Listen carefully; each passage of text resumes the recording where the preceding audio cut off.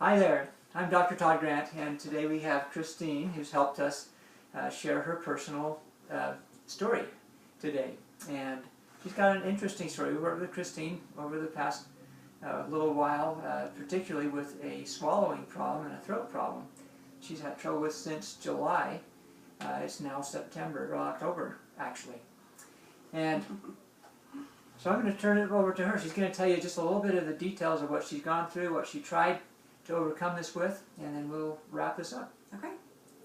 All right, I first noticed some problems in end of July. I was on Pioneer Day. I started feeling like I had a bit of a lump in my throat, and I thought it was no big deal. It would eventually go away, but over the next couple weeks it started getting a little bit worse, a little bit more prominent, so I went and saw my general practitioner, and she thought, well, maybe I was just getting a cold. I just kind of waited out and see what happened. And I didn't end up getting a cold, but this lump in my throat kept getting worse, and it started getting more uncomfortable. It caused some problems with swallowing, and eventually became more problematic to the point where it was hard for me to swallow. Eating solid food was causing some problems. Brushing my teeth would make me gag. I was losing my voice every once in a while, and this lump feeling in my throat was getting larger and started at the top and actually became farther and farther down. So actually felt like I was having problems breathing at times. So when I went back to my GP, she said that we needed to start looking at some of the problems. It looked like my thyroid was enlarged, and the word cancer was brought up. So we did some tests. I had my lab work done, went to the hospital, did an ultrasound and some other lab work, and I was relieved to find that it wasn't cancer. But the problem was I still had all the symptoms, and so if it's not cancer, what was it?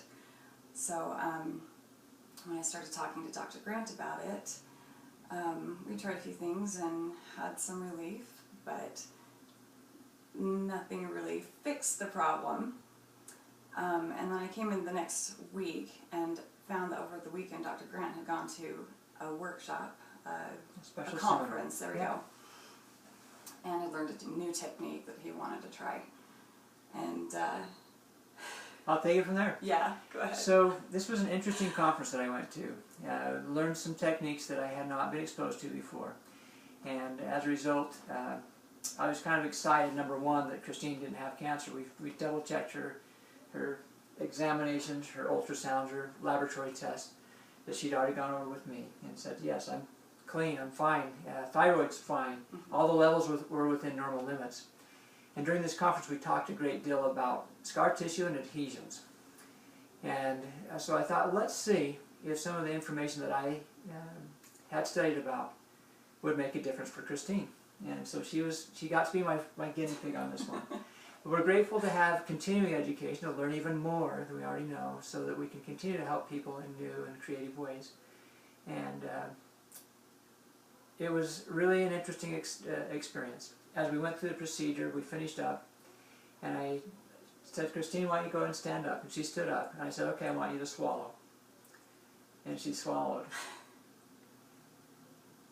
And for the first time, swallowed fully without gagging. And she says, I don't know what I'm going to do. She says, I can kiss my husband. Because she said every time she'd kiss her husband, she would gag. It made me throw up. It would make her throw up.